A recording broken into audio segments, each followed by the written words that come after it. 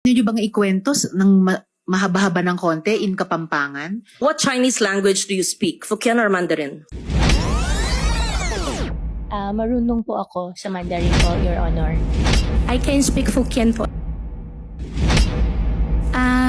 Madam Chairman, ang Bamban po ay Tagalog po. Meron din pong Kapampangan, pero yung mga kasama ko po sa loob ng farm po, mostly po mga Visaya po. Kasi ang piggery po, biosecurity po, hindi po sila lumalabas. Well, actually, sa Nakakulong? Laura, just for the Hindi record, lumalabas? may mga nag-o-observe na mga kababayan natin, pati mga netizens na mga Opo. Kapampangan.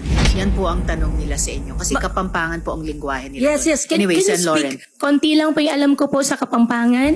Ang alam ko po, sobrang konti lang po. Di taklamo po. May impormasyon na fluent daw kayo sa Mandarin. Hindi lang konting marunong. Tama po ba? Marunong po ako sa Mandarin po, Your Honor. Saan po kayo natuto? Natuto ko po sa tatay ko po. Sa tatay nyo? Opo, at saka sa mga nakakausap po. Tsaka self-study na rin po.